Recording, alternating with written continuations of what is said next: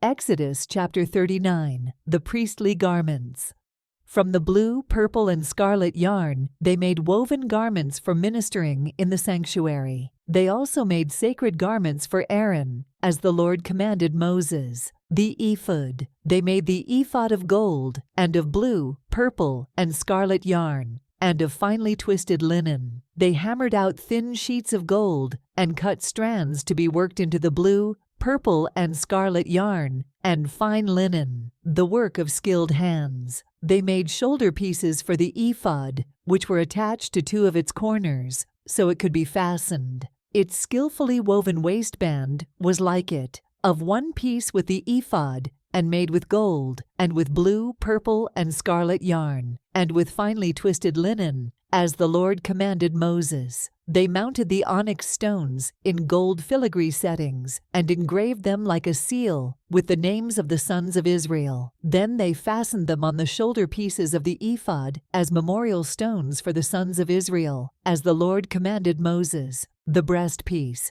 They fashioned the breastpiece, the work of a skilled craftsman. They made it like the ephod, of gold, and of blue, purple, and scarlet yarn, and of finely twisted linen. It was square, a span long, and a span wide, and folded double. Then they mounted 4 rows of precious stones on it. The first row was carnelian, chrysolite, and beryl. The second row was turquoise, lapis lazuli, and emerald. The third row was jacinth, agate, and amethyst. The fourth row was topaz, onyx, and jasper. They were mounted in gold filigree settings. There were 12 stones, one for each of the names of the sons of Israel, each engraved like a seal with the name of one of the 12 tribes. For the breastpiece, they made braided chains of pure gold, like a rope. They made 2 gold filigree settings and 2 gold rings, and fastened the rings to 2 of the corners of the breastpiece. They fastened the 2 gold chains to the rings at the corners of the breastpiece,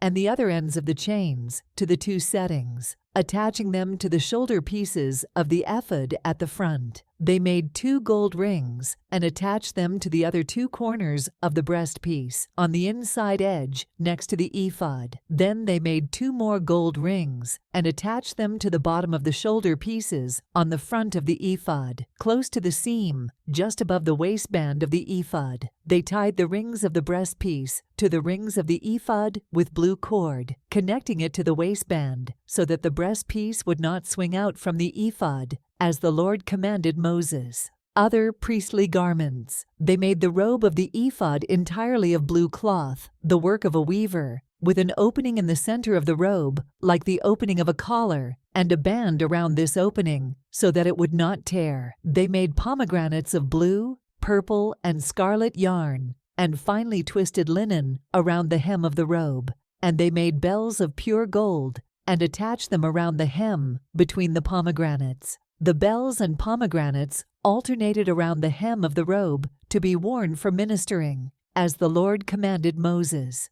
For Aaron and his sons, they made tunics of fine linen, the work of a weaver, and the turban of fine linen, the linen caps, and the undergarments of finely twisted linen.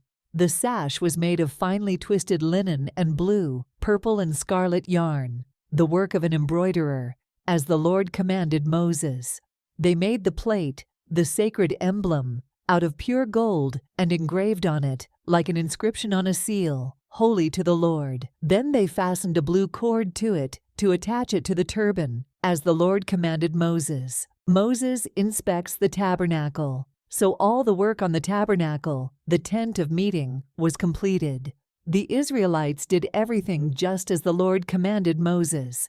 Then they brought the tabernacle to Moses, the tent and all its furnishings, its clasps, frames, crossbars, posts, and bases, the covering of ram skins dyed red, and the covering of another durable leather, and the shielding curtain, the Ark of the Covenant law with its poles, and the atonement cover, the table with all its articles, and the bread of the presence, the pure gold lampstand with its row of lamps and all its accessories, and the olive oil for the light, the gold altar, the anointing oil, the fragrant incense, and the curtain for the entrance to the tent, the bronze altar with its bronze grating, its poles, and all its utensils, the basin with its stand, the curtains of the courtyard with its posts and bases, and the curtain for the entrance to the courtyard, the ropes and tent pegs for the courtyard, all the furnishings for the tabernacle, the tent of meeting, and the woven garments worn for ministering in the sanctuary, both the sacred garments for Aaron the priest and the garments for his sons when serving as priests. The Israelites had done all the work just as the Lord had commanded Moses. Moses inspected the work and saw that they had done it just as the Lord had commanded. So Moses blessed them.